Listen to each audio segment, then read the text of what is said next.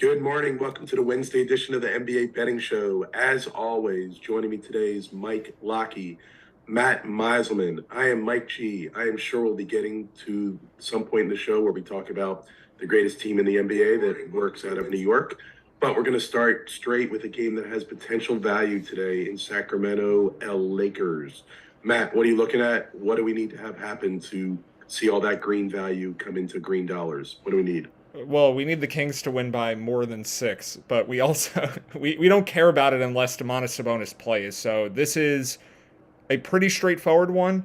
Russell Westbrook is on the injury report. Harrison Barnes is on the injury report. We don't really care about either of those guys. Barnes is rated. I'm scroll over a little bit. Barnes is rated as like an average player, but he has a bunch of average backups too. How So much of Sabonis's rating comes on offense versus defense? he's pretty much even on both. Yeah, he is like a pretty even He's impact. a guy that I always like to watch, but he's somebody that I don't understand how he operates. Like I just don't understand He's just what makes him he's good. kind of good at everything. He's a good Yeah, passer. well, He's a good rebounder. He plays good defense. He doesn't really shoot well, but he's passable, and the whole package is a pretty good player. Yeah, no, I agree. He's a great player. I'm not at all suggesting he's not. He's just like there's no individual thing that stands out as like something that he's great at to me personally. Yeah, other than post play, he's one of the best. It's a Yeah, he's loss. got like you're talking about like baby hooks and stuff. yeah. He comes from Yeah. a good post-up family. Is that where you're going with it? Well, yes, he does. He also comes from a great passing family, but Hmm. he is a very good post player. So if there's smaller players on him, he just bullies them and gets right to the rim. If there's bigger players on him, he uses the passing skills. Who's So in his family? I don't know anything about Arvydas his family. Sabonis. Arvydas Sabonis, the best or second best passing center in the NBA. He's not okay. It's Jokic. Come on, Uh, it's not I'm close. with I'm with the yeah. So Sabonis was pretty good too. Okay. Although according to the announcers, Hartenstein apparently is in that top three as well. But All right. we'll get to that later. Anyway, he's an elite post player, very good passer, and then it's a very good fit on that team. Like Yeah. it's been fun to watch. I loved watching him in college too because he bullied everybody in the post in college. Gonzaga, for those who weren't sure. But anyway, so this is straightforward. Sabonis plays. It's a bet if you can get the points it's showing there. Hmm. If not, then it's just a pass, right? Yeah, I think like the manual adjustment we've been giving for Sacramento being better than the ratings think has a lot to do with the synergy between the players. And if Sabonis is not playing, I think that kind of goes away. Like the combination of him and Herder running dribble handoffs, and then the combination of like him and Fox like playing off of each other, I think they seem to fit really well. If you remove Sabonis, there like that element is This gone. is kind of the $1 million question, right? Like I agree, chemistry is a huge issue, and I agree that like you almost can't ignore it. But and at the same time, can we really make different betting decisions based on this? Like I'm No. struggling with this. No, we can't. And I'm going to call back something that we talked about like 2 weeks ago. There's actually a video on the YouTube channel about why the Kings are still average, and I still think that. And it's really because the chemistry gets figured out. Like the idea that Sabonis is going to keep running dribble handoffs with Kevin Herter and defenses are just going to keep going under them because they're not aware that that's happening, that doesn't continue. Teams scout Gotcha. each other. So if a team Right. is winning in more of a gimmicky way, like the example you brought up when we talked about that Like was the the Jazz. Dolphins Wildcat offense, the Yeah. Jazz too. But you were talking about Ronnie Brown. Yes, no, it's a great one. Yeah, and Yeah. it's that was such a mind-boggling thing that a team changed, and like it was unbelievable until they got some tape, and they're like, oh well, here are the weaknesses of this thing, so we just do that, and then it's completely Yep. unusable now. But the thing that the Kings are doing is maybe 10 times more subtle than that. That's your extreme example is the team plays Yeah. without a quarterback. But in this case, there are some gimmicky things that are more subtle. And I watched a lot of Sacramento versus Charlotte the other night. They did lose at home to the Hornets, by the way, without Terry Rozier. Even Charlotte, who has no idea what it's doing on defense, was cheating up on the Kevin Herter coming off of screens plays and like face guarding him when he was trying to get an open shot. So teams are aware of this, and Sacramento has not been as good recently. I think there's a lot to be said for this idea for a few of the teams that we care about that overachieved at the beginning of the year. Boston may be in that category. They are way better than Utah and Sacramento and Portland, but a lot of what they were doing is probably being scouted for. They have played games missing players like Horford and Robert Williams. They were missing Horford for a lot of games. They missed Tatum last game. Whatever. We can save the Celtics for another conversation, but with Sacramento, basically the key here for today is if Sabonis is in, we want to bet. And if Sabonis is out, we may be showing a little bit of value, but I'm probably just ignoring it. So we don't know if Sabonis is going to play tonight. No bet yet. And if you can time it around that, I think just do that. The other thing, and we're getting Celtics news right now, but nothing of note. Marcus Smart questionable, remaining questionable. Tatum's not on the injury report, so we're fine there. But 3-point extraordinaire Grant Williams available to play. I think he was probable. It's fine.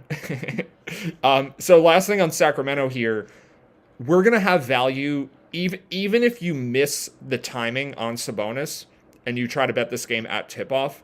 Gotcha. I still think the line is only going to be like 7.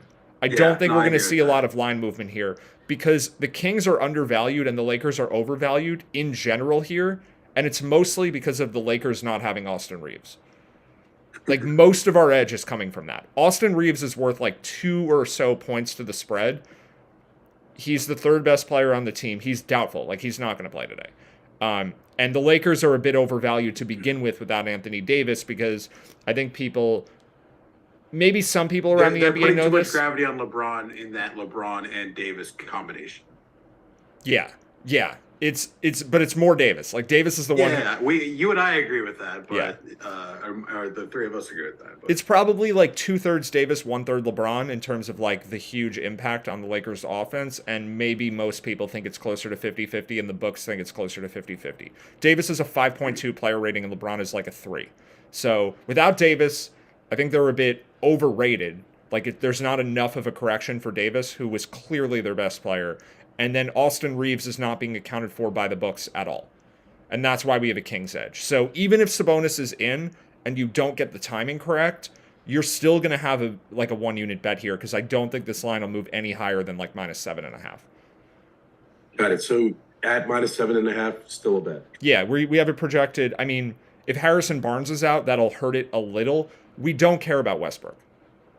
Westbrook does have I don't really have a take here on what we should do with the total. Westbrook's impact is mostly on over-under, though. When I asked about Sabonis's effect on offense and defense, my heart was looking at the total and wondering if there was anything we should consider there. I think I steered away from it after speaking with you about it, but I agree with you. It is worth thinking over. The Sabonis over-under thing, I don't have enough of a feel or to me, enough information. When you talk about guys that clearly affect the pace, I think that's a guy that he can move. And then obviously I don't know what his defensive, obviously he's big, right? But is he big and actually a strong defensive presence or not? I was a little surprised he was positive, but kind of not because his player rating is so good. He's obviously a great player. So I guess that's kind of a neutral one for me, or one that I don't know how to make it actually. Yeah, I think we don't have projections for totals. We don't really know how to estimate Sabonis' impact. We haven't seen him miss other games this year, so I think we just have to stay away from totals betting. So it's Kings if he's in. That's really it, and we can move to the next game. All right, so this one's straightforward. Sabonis in, get the bet. If not, no bet. Let's talk about the Clippers game. And Matt, if you could scroll just a little to the left, we can't see the team names. Oh, yes. Okay. There we go. You have to stitch it together with the questionable names. Right. So, do we want to talk about Charlotte and Clippers? This looks like I feel like I'm missing a manual adjustment here. 1 second. Okay. I don't have. This is going to come down slightly. And then is Zubac not showing on the screen here? I'm not seeing Zubac. Not showing on the screen. Okay. Hold on. There we go. Okay. So we have actually 4 Clippers who are questionable. Okay, got it. Yeah. I only have the 2 most relevant ones here, but Reggie Jackson and Norman Powell are also questionable. They all practiced yesterday, though. All of them were at practice. I think all of these guys are going to play, and we could bet the Clippers at -7 and have a short of a 1-unit bet, but first of all, there aren't. I don't think there were any -7s. I'm seeing 7.5 and 8. So the edge is shrinking, and there's a lot of downside if George really they may want to hold him out another game. He practiced yesterday, but playing in a game is a bit different. This team has been very aggressive with rest, in my opinion. So much so that I almost feel like they're. I keep thinking like hockey shifts, right? Like I feel like they take turns doing things in groups of three. They'll take three guys off one night, and different three guys get the night off the different night. So, four people being on the injury report leaves me to suspect. I'd be surprised if all four play. Now, obviously, George's massive impact compared to the rest. But Zubac might be an interesting conversation for the total because this game could get really interesting if he's not in. It hasn't worked out. It hasn't worked out great betting the overs without him, but yeah, I still believe in that trend. Like it also depends who they start. Just bet small. I might just start betting a lot smaller on totals just to have a footprint to have conversations on, but maybe not size it up with the level of confidence I do with it. The issue with these Zubac over games though is that George hasn't played in any of them either. So we've been trying to time things around Zubac, and then there was one day in particular where George got ruled out totally out of nowhere when we were talking about betting overs with Zubac.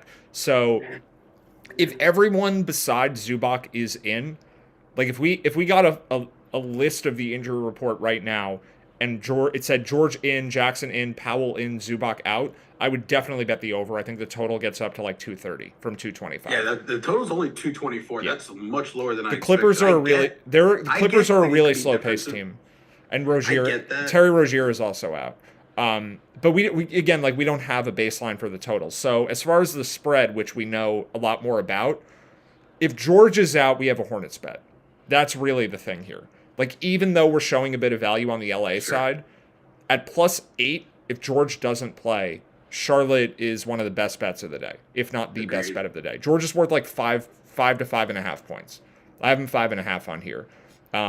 Kawhi is playing, but the rest of the Clippers playing 25 minutes. He's playing a little bit more. He's gotten around 30, but the rest of the Clippers are just really bad. So we can't bet the Clippers now. First of all, the -7 has already moved. So we're only even showing 1.5 points of value on the Clippers anyway. But the downside is so great if George doesn't play. So really, I think do nothing. And if you can get a George ruled out update, bet on Charlotte. We're going to have a projected line of 4 if George is out. And it could be even lower if more guys get ruled out. Zubac is worth 0.5 point. Jackson is worth 0.5 point. Powell is about nothing. But Jackson is worth another 0.5 point. So if all the guys who practiced yesterday aren't playing, Charlotte looks really, really good. But I think that all the Clippers are probably going to play, and we're not going to have a bet. So it's more of a big upside, but most likely nothing. Okay. All right. So a lot of moving parts. As you hear me say many times, keep an eye on the Preaching Sense Twitter account. Matt will try to keep us updated with the latest and greatest news and what that means for a bet or no bet. Minnesota, Dallas, anything possible here? Yeah. Value-wise? Okay. Yeah. What do we have currently as the line? Because I think this one has been moving too. Just want to get it. 3. Let me Still seeing 3. Okay. Maybe the next show we do, I'm going to start showing the odds screen so that everyone can see it. But yeah, 3.5. So we have a projection of Dallas favored by 1.5 right now. This is the second game in a row these teams are playing each other. You want me to go to main while you update the? Yeah, okay. It'll be up. There you go. It's back. Oh, it's that fast? Okay. Yeah. Very nice. Okay, so yeah, 3.5 for that game. Nothing changed. But you can see the Clippers. Yeah, it's really thin. So all the points there. Yeah. They look like they make more sense with the line showing at 8 now. But with Dallas, Minnesota, these teams just played each other. Rudy Gobert was out. Kyle Anderson was out. Tim Hardaway Jr. was out on the Dallas side. He's back, but Dorian Finney-Smith is out. So that's a bit of a net negative for Dallas. And we have a bit of Minnesota value if their guys are in. Got it. We would be showing, it's 2 points of value. I'm just trying to, I feel like I'm missing something here. Because we were showing that Minnesota would be projected as favorites last game. I think Dallas was maybe missing more players than just Hardaway last game. So, okay. Here's the guy, Dwight Powell. So we have a few moving parts here that kind of matter, but I think our most likely opportunity to get like a really good bet is if Gobert and Anderson both don't play. Oh, okay. Yeah, like if they both go out and take Dallas, you're saying you're the best bet? The projected line there would be 7. Gobert's worth about 4, and then Anderson is another 1.5. Yes, Kyle Anderson actually matters. Although last game it didn't seem to matter. A little bit, but I get it. He's a good defender. He doesn't really mess up on offense. He's like he helps, and it's also the guys behind it. Not that Kyle Anderson's a great player or anything. He has a rating at 0.2. Really bad really quick. Yeah, they have some horrible backups. I mean, if Gobert and Anderson aren't playing, remember, Karl-Anthony Towns is also out. Yep.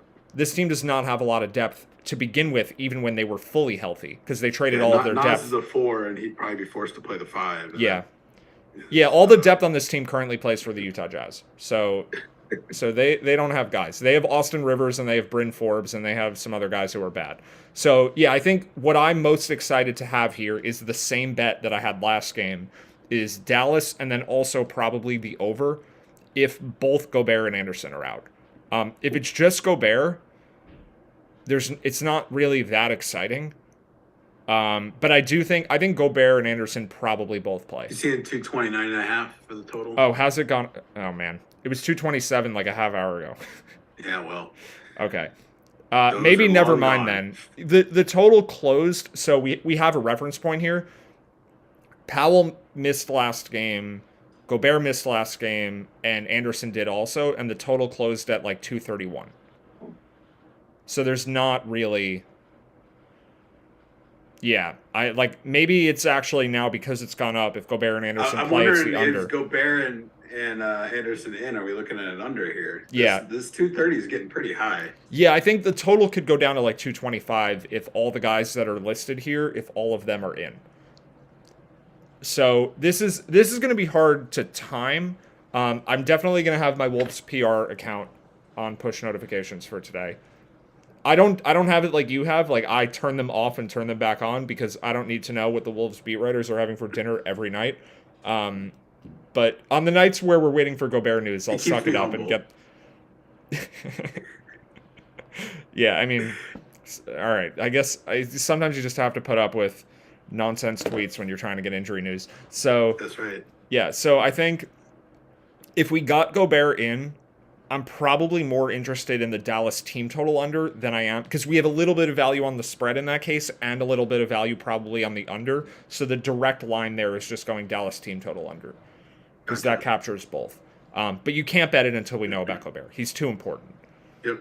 So you kind of just have to wait for this. So you're what you're saying is most of the value that Minnesota is gaining in the spread is coming at the expense of the Dallas team total, so that might be a better way to capture that line movement. Not even most. It's actually all of it, if not like more than all of it. Sounds like it doesn't make any sense, but I actually literally mean that, because Minnesota's offense will get worse if Gobert plays. Right.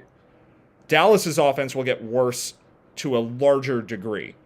So, like, for example, Gobert's worth 4 points. He's going to take, like, if he plays, he takes something like 1 point away from Minnesota and 5 points away from Dallas, even though they're benefiting by 4, but he's taking 5 away from the Mavericks, something like that. But it's not going to move that full 5 because he's set at a midpoint right now. Like, he's questionable. He's not going from in to out or out to in. They have the line. I think the market is set for him to be 50-50. So it'll move, like, the Dallas team total is going to go either up by like 2 points or down by 2 or 3 points based on the Gobert news. So we're not talking tons and tons of value here. These are like half unit, 1 unit bet sizes. We're pretty marginal here. Just a little something. Yeah.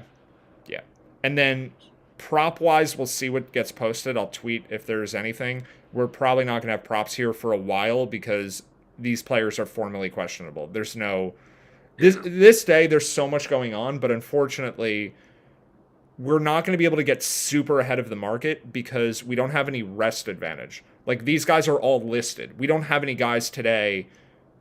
Maybe surprise. Yeah, I don't have any takes on like a major surprise inactive. I agree. Right? Like we only have 2 teams on back-to-backs from yesterday.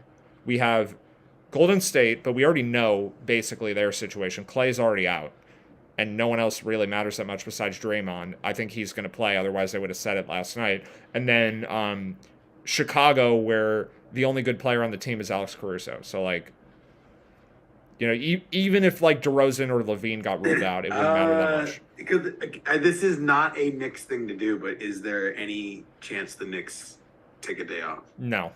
Did you see how many points they won by last night? I do. Should we shift to recap a bit, because we've covered most action? I think we have more games to talk about, but yeah, let's do that. I just want to throw one thing out. So Okay. again, this Minnesota-Dallas game is a perfect example where keep an eye on the Preaching Sense Twitter account. So much can change. If everybody that's on the screen is in, there is potentially Minnesota value on the spread and potential value on the under. If those guys are out, things switch to team total. Like, there's a lot of moving parts here, guys. So we're showing you what looks like as of right now, assuming all guys are in, but a lot can move. Yep. But since we're talking about the Knicks, I guess let's do some recap from yesterday. We're talking about a huge win they had. I know we did some add-ons for futures to make the playoffs at minus 145. So over the last week, I know I've got bets at plus 172, plus 140, and minus 145, and feel pretty good about all 3 of those. So what else do you want to talk about here other than we've all pre-ordered our Christmas presents for Emmanuel Quickley jerseys? What else you got?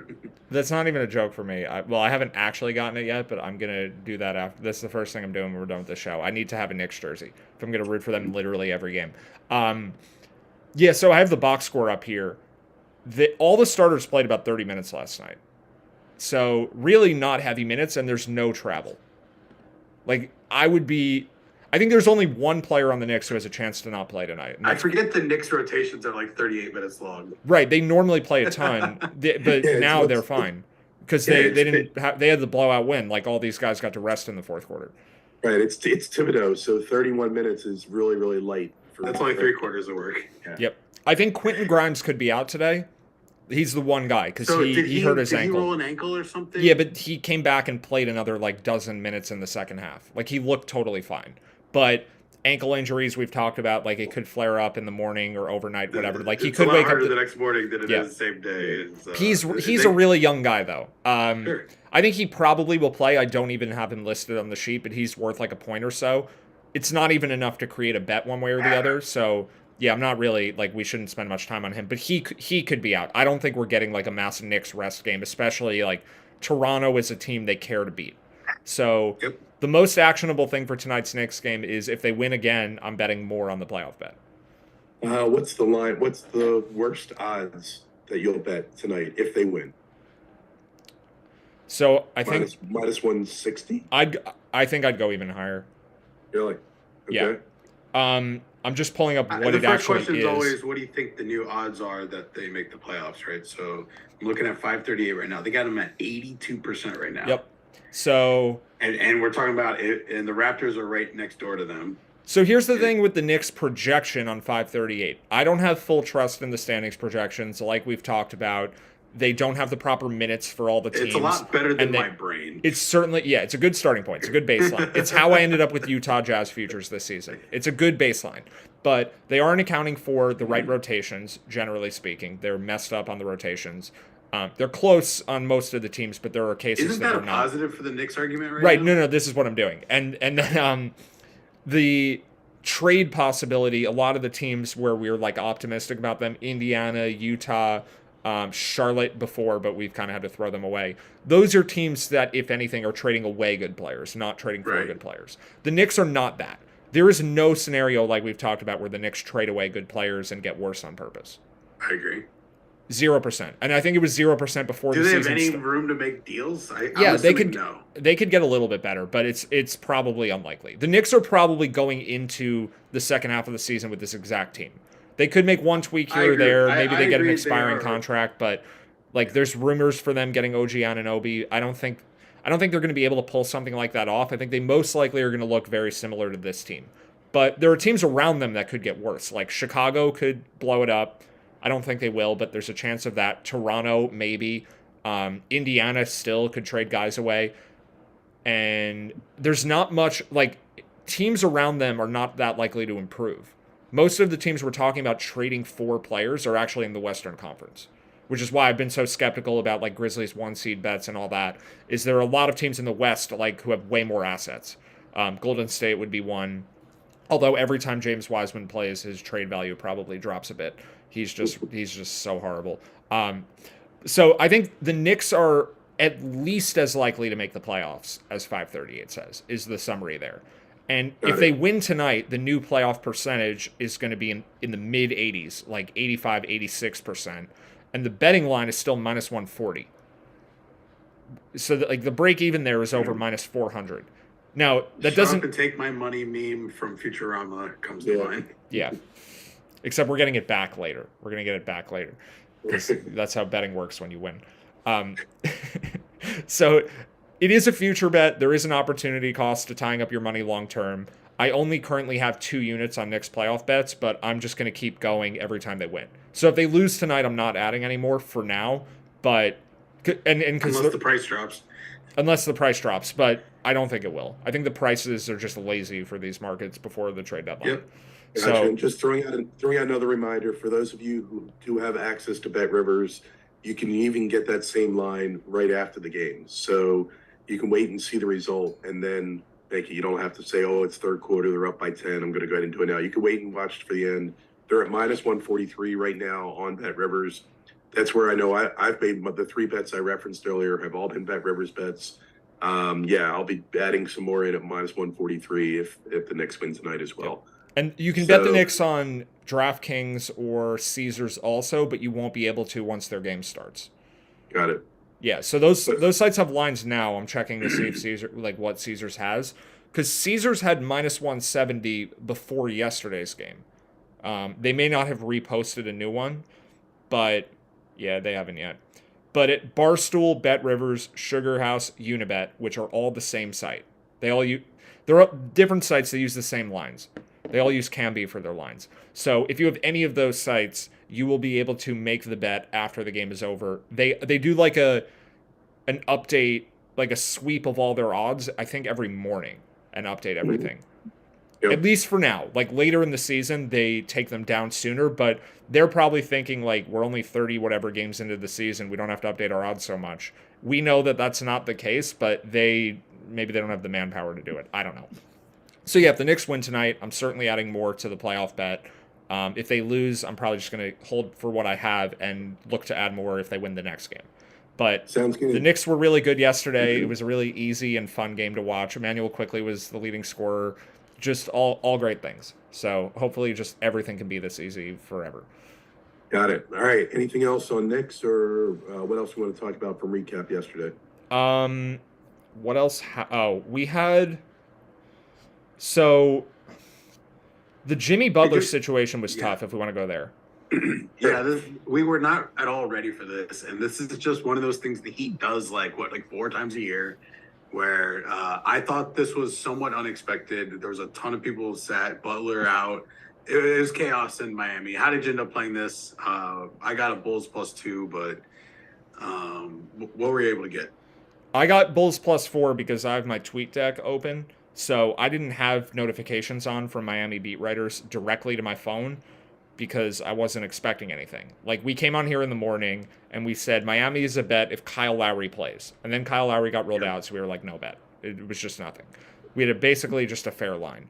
But I tend to just like have I'm not even doing it on purpose, but I just have in the back of my mind like these star players are gonna be worth X amount for their team situations. Like when I saw Butler, I immediately was like, that's 4 or 5 points right there at least, because the compounding effect. And I've messed around with this spreadsheet enough over the last 2 years that I sort of have it memorized. So I'm not sure like how easy this would have been for anyone else. But on my tweet deck over here, one of the beat writers said Butler downgraded to questionable. And I just immediately pulled out my phone and started betting on the Bulls. Just from the downgrade to questionable. And Underdog didn't tweet it until after my bet was submitted, and then it went off the board. So people can be as diligent as they want. Like, this is up to everyone's personal schedule throughout a day, Yep. I happened to just be like standing at my stove making eggs when this happened. Like it was easy for me. My computer was right next to me. I'm like constantly just pivoting my head back and forth no matter what I'm doing. We can discuss if this is good for my psychological well-being, but in this particular case, I made like 2.5 units just from having that there. So yeah, I had like 1.5 units on the spread and like half on the money line, and the money line was like plus 150, won pretty easily. We were showing the fair line at tip-off at only, it was Bulls should have been +1. So initially it moved to Pick'em in our projected line, but then Javonte Green got ruled out, and he's worth a point for Chicago. So if you were betting at like +2, you had a plus EV bet, but just barely. Take it. Yeah. So I don't know. Like if you only have underdog notifications on, you probably didn't get that in time to make a bet at +4. No, I agree with that. And it's also tricky. Like, I think I would have been ready for Butler in particular because I understand how impactful he is to the Heat, and particularly this version of the Heat. But it gets really messy sometimes with, like, there's a fine line where it goes from easy to not easy. And then when it becomes not easy, that's where I get a little gun shy because am I going to make a mistake and end up with a bad bet because right. I'm assuming a guy's worth 3 points, it's only going to be worth 1 point or something like that. You know? Right. Like DeJounte Murray, for example, the other day, you saw that he was questionable and you thought it was a downgrade. Like if you don't have it in your head what the current roster is, exactly. You might think something is an upgrade when it's actually a downgrade and vice versa. So if you're locked in, it's much easier. And if you're not, you kind of just have to wait. I think... Yeah, that one was hard. Like, I can't really tweet that fast enough for people to be able to bet it. And Butler came out of nowhere. Like, he ate some crickets in Mexico and popped up on the injury report with a gastrointestinal problem. That's what happened. Like, there was no rest. There was no injury. He just got sick. He got food poisoning, basically. Like, we had no way to know that was going to happen. There's no evidence it was food poisoning. It's some version of a stomach thing related to food. That's what they said. They said it was a gastrointestinal problem. I think that's just a bit. That's Big Red. The team labeled it. He did eat crickets, but the team labeled it gastrointestinal issue. That's what the team called it. Funny. Yeah, that's really funny. Actually, I didn't know that. Yeah. This is also the same team that listed all 16 guys separately on the injury report. I mean, they have a sense of humor in Miami, obviously. Whatever. He was sick. Fair. He was some kind of illness, so we can connect the dots. All right. But those are hard. So.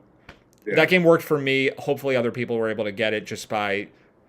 It wasn't what we said directly. It's what we've been saying indirectly for the last several weeks. Like if you're developing a feel for how to handle injury news, and another video I can point to, if you go to the Preaching Sense YouTube channel on the videos tab, the one I mentioned before is why the Kings are still average. The one for this is the Donovan Mitchell video about how to handle injury news in real time. It's a clip from one of our shows where we had this whole mess of Cavs shoot around happening while we were on air. So it's us like breaking down in real time what to do when you see those updates. Those two videos I think are really useful for just like macro level. What do I do in certain kinds of situations, regardless of who the player is? Got it. All right, let's move to Wizards Suns. I know on the show yesterday we were saying if you could get +7.5 for the Wizards, it was worth doing right away. Yeah. And there was a lot of things that moved back and forth. Where'd that one finish up in terms of what our model looked like, and how did you end up playing it, Matt? Yeah, I mean, I bet the 7.5 in the morning for like 3/4 of a unit, and then I basically just by the way, every time I do this is the tweet deck. A new tweet from someone has come up. Usually it's not a player update, but that's what's over here. So I did the bet on the Wizards for, a moderate bet size in the morning, expecting that one of Booker or Paul would be out. And before we got a Suns update, we got Kristaps Porzingis not at shoot around, which really, it ruined what should have been a much bigger bet. Because if that hadn't happened, and then we got the Suns update, it would have been like a 3-unit bet on Washington. Because the Suns ruled out way more players than we were expecting. So I thought Jock Landale and Josh Okogie were fine, and Cameron Payne would be out, and then one of Booker or Paul would be out, and more likely Paul, who is worth less than Booker, especially because Paul had played the night before and Booker had not. So a more well-rested Devin Booker is way better than a tired Chris Paul. But we got, apparently Booker's groin injury was enough to keep him out, plus this whole wave of Phoenix players who basically comprised their entire bench, wound up not playing. And we moved from a projected line of like 5.5 to 2.5 from that news. I think it was even like, it was going to be a projected line of about 8 if everyone on the Suns was in. With 5.5 was the assumption of like either Booker or Paul. But we got a projected line of 2.5, but we still didn't have total confidence there because Porzingis had the potential to move it back the other way, and he did ultimately get ruled out. So because we had that lingering Porzingis issue, I just went with the bet that I made in the morning. It would have been great to be able to add more. The Wizards won the game without Porzingis, sort of showing like how bad that version of Phoenix was last night because their whole bench was gone. So I was really happy with the way we broke it down. It's unfortunate that Porzingis didn't play. I mean, they probably still would have won. Yeah, if he I didn't played. get any of the 7.5s in the morning, and I didn't feel comfortable reacting after the fact. I was not aware of how far down the Phoenix team rating went. Like that Josh Okogie one, like I wasn't aware of how much he was going to move the team. But yeah, I agree. I didn't like the way the news broke there, and I do have some FOMO not getting in on that one. But at tip-off, we had the fair line at 5.7, and the real line was 7.5, so 1.8 point edge, which was enough for like a small bet. Like it wasn't.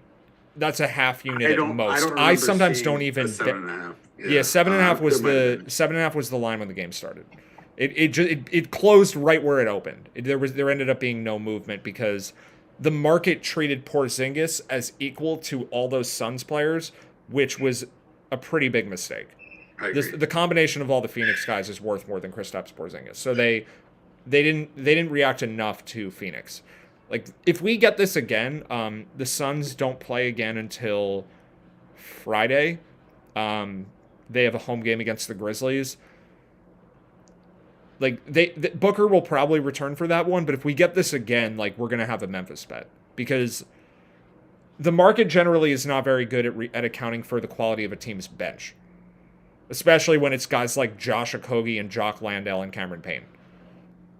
I mean, we've talked about this a ton with Javonte Green and Emmanuel Quickley and Jose Alvarado, of course, and Dante DiVincenzo and all these players. Like, the market has no idea how to account for these. The lines don't move for them. I don't want them to. Yeah, it's great. It's great that we have this advantage where we're like, the market is essentially only reacting to like the 2 or 3 best players on every team. And then they'll react to someone like Russell Westbrook, who's one of the, bottom 50 players in the whole NBA. He's a former MVP. Right. He's a name, and unfortunately, that matters a lot more than these other things. Yeah, did I get Russell lucky Westbrook has a with my- negative. Just the Westbrook thing. Westbrook has a negative 2.6 player rating. Jose Alvarado is like a +4. Yeah, exactly. And the market They're thinks not Westbrook is better. Okay. That's why the market is not very good. Mm-hmm. Did I get lucky with my Kuzma call, or did or is that possibly something for us to look at? I have no idea. I really don't. He shot pretty well. I don't know that his usage was much higher than you would have expected. I think he shot over 50% last night, which he doesn't really do because he's pretty bad. So I think he just had a good game, and yeah. Does he normally take 10 threes? Yeah, he 19 actually shots? does. No, he does. Okay. His shot selection is really dumb. People think Kyle Kuzma is good. He averages almost. I was looking at that yesterday as well because he averages almost 8 a game, even across all games. And he's shooting 34% on them. Yeah. Yeah, the fact that he shot 10 isn't that much of an outlier. Yeah. And we would have expected, the market had already priced in a bit of a bump for him anyway because Porzingis was downgraded to questionable. Like Kuzma's points prop in the morning was 20.5, and at tip-off it was like 22.5 or something. They did move him up, so to then bet over at the new number, I didn't think was, I was off on both, right? To me, this was more of a conversation of something to keep an eye on for the future. Yeah. If we had a game, part of it adds a lot of complexity. Yeah, because Porzingis and Kuzma are like similar positionally, but they don't do the same things. Like Porzingis just takes up possessions a lot of the time, but so does Bradley Beal. Like all 3 of those players have a different way of scoring, but if one of them is doing their thing, the other is not getting the ball. They don't really pass to each other. Right. Kuzma and Porzingis don't really pass. Beal is a decent passer. So, yeah, of course, there is a bump for the other two if any of those guys are out, but I don't think it's enough to just blindly bet overs. But if we did get a situation where two of those three were out, then the one that's left, 100%, is going to have to do way, way more. So, like, the Wizards basically operate with three players playing one-on-one. And those are the guys. They should just let Jordan Goodwin run the offense. He's like now, What could go wrong? he's emerging as one of our undervalued people with his good. player rating at like 1.0. We'll All see right. if he can get up into Keep it the after Derek your White show- tier. your show all-star. Yep. All right. Anything else in recap from yesterday? I know we covered the major ones. Anything Let's else? jump back to today and just see if we've got Okay. anything else. I think that is everything. Okay. Like what else to watch for? Because we don't have any other bet recommendations right now. Like Chicago sitting Alex Caruso would give us a Hawks bet probably, but I think they would have said it last night. But that's just one to keep an eye on. The total for that game also. Trying to say, yeah, the total for this game has gone up 6 points already. So I don't really know why that would happen other than Caruso being out. So the Bulls bench is really weird because they have one player who's all offense in Kobe White, and they have two players who are entirely defense in Javonte Green and Alex Caruso. Caruso starts, but like their backcourt rotation has very, very divergent kinds of players. So basically what I'm suggesting here is that the total going up so much could indicate that Caruso is not going to play. But the spread hasn't moved, so I'm a little confused here. But we're going to like Hawks at -6 if Caruso's out. That's really, yeah, that's basically the summary there. If Levine were to get ruled out, maybe that too, but yeah, that's just an if situation. I don't actually think any of these guys are going to sit today. But just one where like we could get a rest game. The Bulls are on the second leg of a back-to-back. And then we don't really have another situation where we can get like a lot of value. So Nurkic is projected oh in yeah, right you're now. right. Yeah, you're right. That's the other one. Yeah, we have another OKC bet if Nurkic sits again. I knew there was one more where we had something. I couldn't find No, it. that's the spot. I mean, they just Yeah. played each other. OKC won that game outright last time. I think Josh Hart played. He was also questionable in the last game. Jeremy Grant. Yeah. That's what I meant. Both yeah. of those I guys get are probable. I think they should be in. The team didn't have to travel, so I think they should be fine. Damian Lillard is also probable, by the way. So like if there's a game with disproportionate upside, it's this one. Like of the games that are happening here, what bets am I queuing up just in case something weird happens? It's stuff related to the Thunder, and it's stuff related to like Anthony Simons. Like Sounds good. I think there's a 93% chance Damian Lillard is playing tonight. But But that 7% Yeah. chance is so worthwhile that if it comes in, then we want to be able to have these bets that are going to move in value massively. Yep. So it's not enough for me to put Damian Lillard's name here as questionable. It's just short of that. Like I don't want to scare people. I think he's probable is correct, but I don't think he's 100%. They played a tough game the other night, and this is the Thunder. They don't care about beating the Thunder specifically.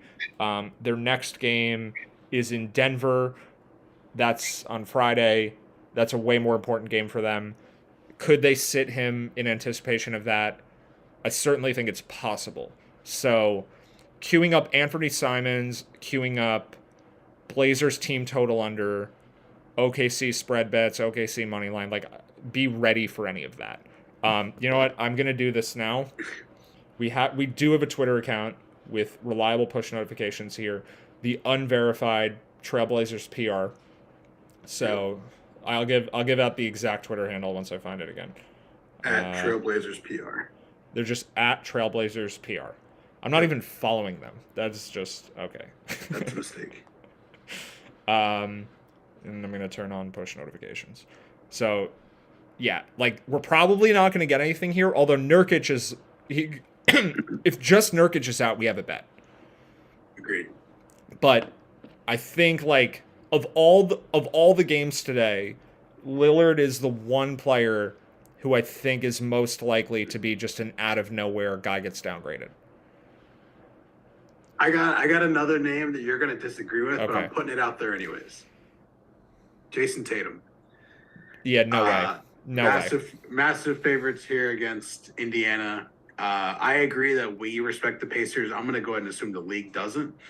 And they got a very big game against Milwaukee coming up on Christmas Day.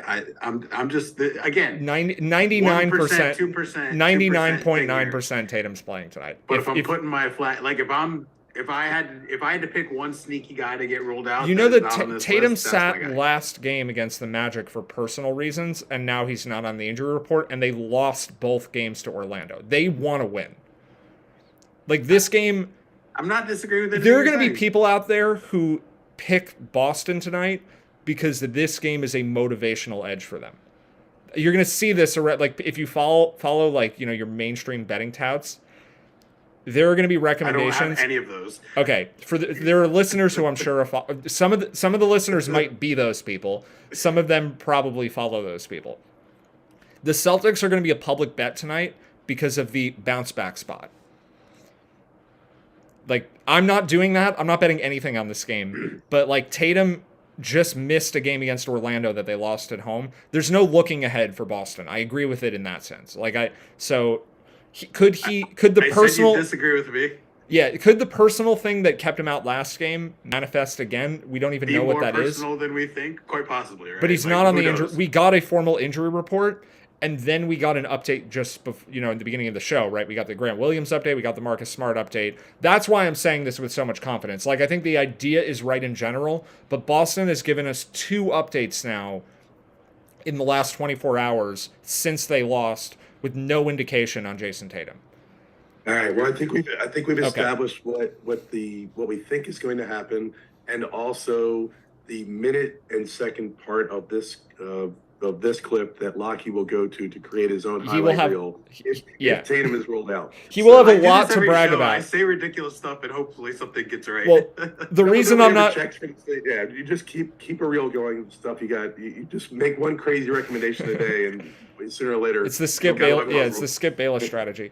Exactly the reason I'm disagreeing so directly though is because, like, I think it is informative for people to know why we make these sorts of calls that we make, and I think the Tatum case there's a very slight deviation from that where the point would be very much on point, like where the analysis of like if the Celtics were coming into this game on a 5-game winning streak, rather than being 1-4 over their last 5, the look-ahead game, like, oh, let's save him for Milwaukee on Christmas, that would be, like, that's a real thing. But, like, given how the previous games have gone. So it's a bit, I'm just illustrating the nuance of that. How about the Brooklyn Nets, then? They have they're big favorites today against Golden State. And they're playing Milwaukee on Friday. They have a game on Friday against Milwaukee. I thought they were playing on Christmas, but I think I messed that up, so cancel that part. Yeah, they play Friday, and then they play the day after Christmas is their next one against Milwaukee. I have this, like... I just have this thing when there's, like, gigantic spreads, like this Philly spread, this Brooklyn spread, this Boston spread. I just have this weird thing where, like, when if I'm playing GM or I'm playing head coach or I'm doing this, and I understand you have a limited number of resources to get through the season, I think you have to circle these games and say to yourself, what can we reserve if at all possible? Yeah, I mean, I agree I agree the team should right. do that, but there's not much track record of them actually doing it. Fair. That's all. If Kyrie or Durant have a slight nagging injury tonight, there's a good chance one of them is out, but they're not getting an outright. I think it's Kyrie because Durant's going to play against Golden State, right? And try to put up 50. That's true. But yeah, I think like also this is the Warriors. They are still named the Warriors. The Nets aren't going to overlook them. Right. They're still the Warriors. So I think all their guys will play. Sure, but the Bulls are still the Bulls, but like the Bulls have been bad for a lot. The Bulls haven't been the Bulls since the late. Yeah, the Warriors are the defending NBA champions. The Curryless Warriors are not the Warriors. Like, no, I know, but if you want to keep an eye on Brooklyn, sure, but like 98+% those guys. Obviously, these are Hail Marys, right? And these are things that are 98% not happening. But I'm gonna keep a closer eye on Dame for sure. But I think Kyrie and Durant there's a 1 or 2%. I'd give them 1 or 2%. I think you're onto something there where it's at least possible. I would be absolutely blown away if Jason Tatum doesn't play, though. Got it. All right. So, guys, lots of potential value I don't today. believe in bounce back games either, though. So good call there. Keep an eye on the Preaching Sense Twitter account for updates throughout the day. Tomorrow we are TBD on show or no show, so stay tuned for It'll either be updates. them or no show. Okay. I'm out. All right. Sounds good. Safe travels, Mike L. And good luck to all of us later today.